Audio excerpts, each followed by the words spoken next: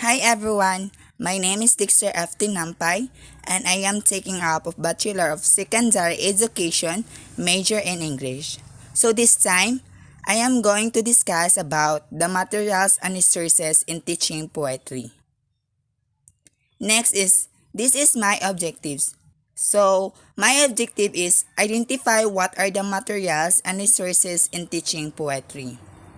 And here are the materials and resources in teaching poetry. So the first one is that the technology integrations. But before that, what is technology integration?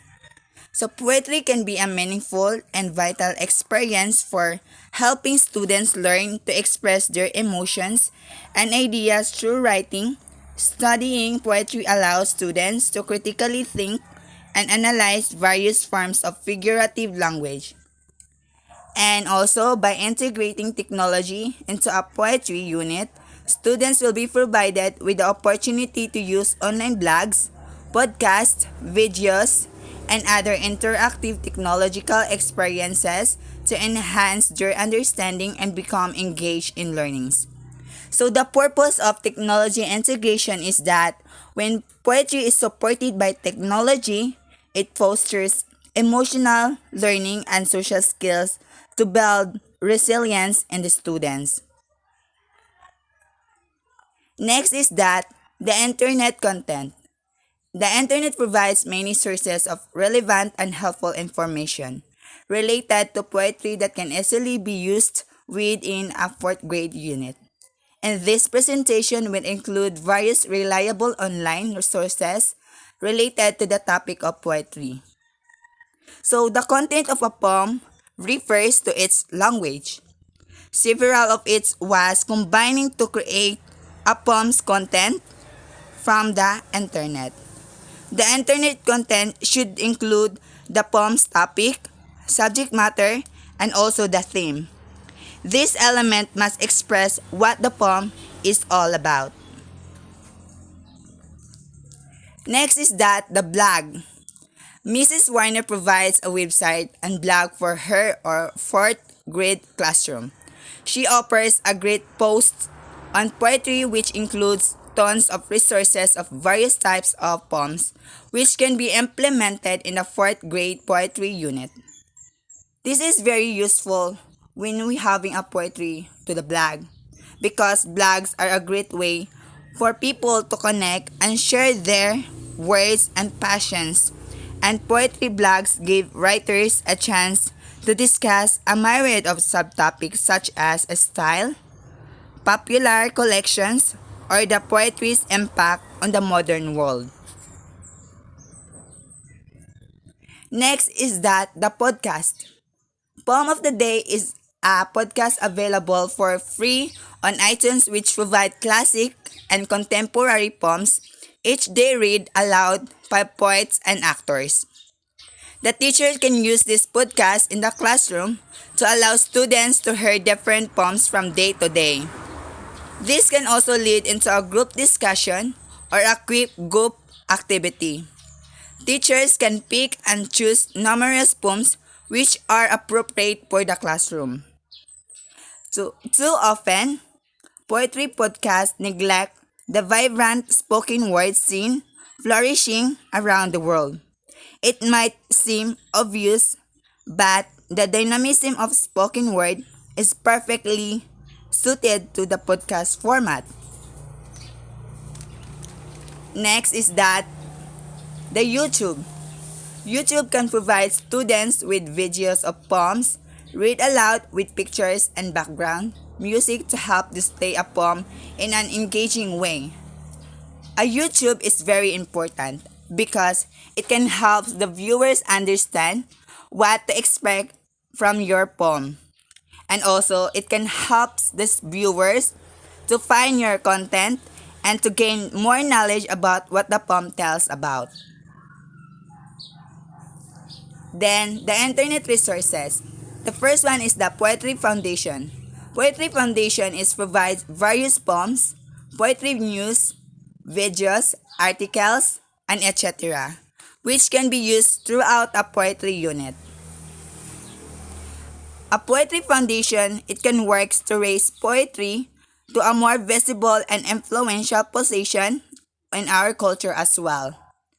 It seeks to be a leader in shaping a receptive climate for poetry by developing new audience, creating new avenues for delivery, and also to encourage the new kinds of poetry.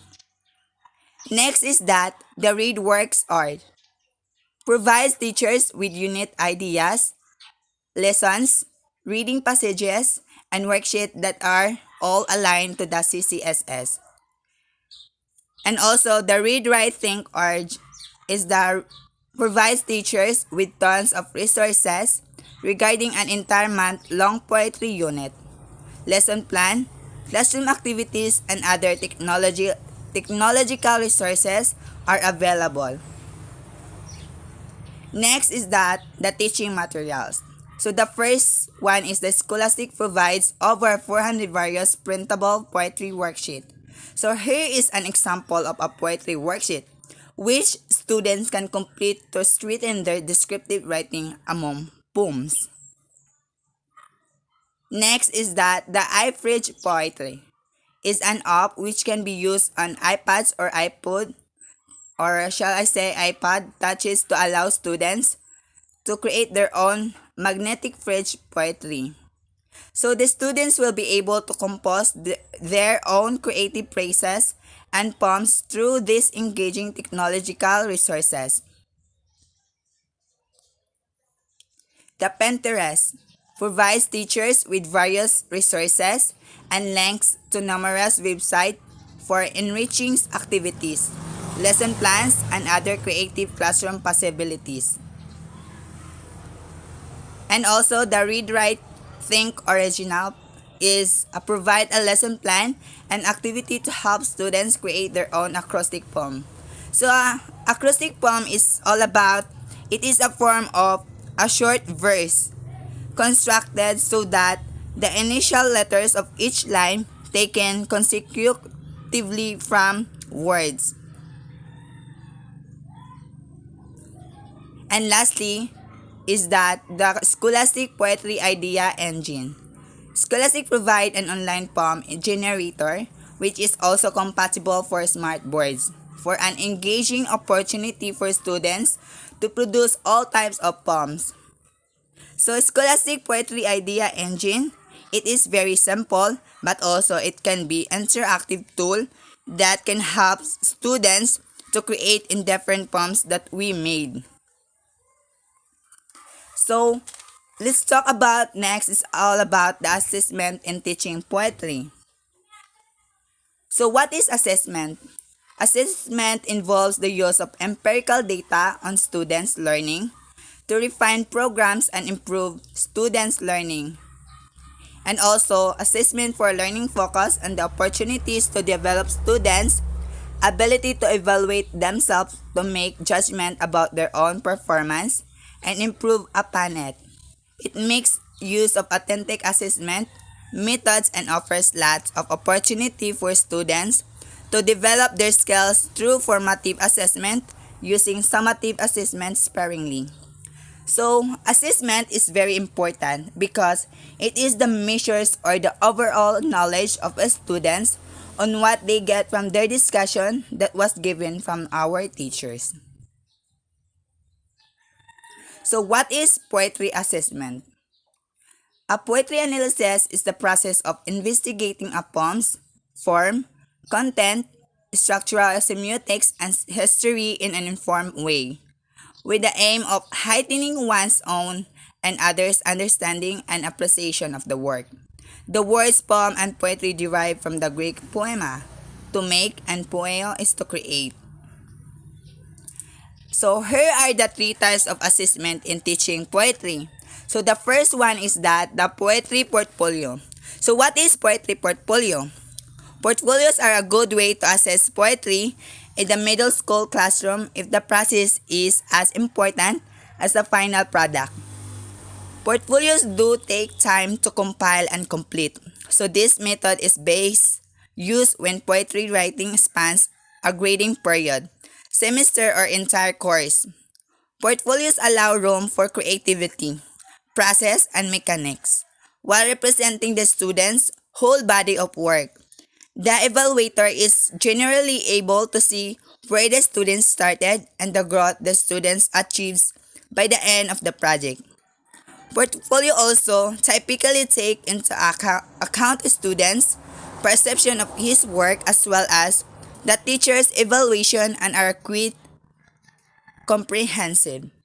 So a poetry portfolio is the purpose of it is that to showcase your final drafts and to do a self-assessment to evaluate what you have learned. Next is that the teacher and the peer conference. Conferencing is another method used to evaluate student poetry.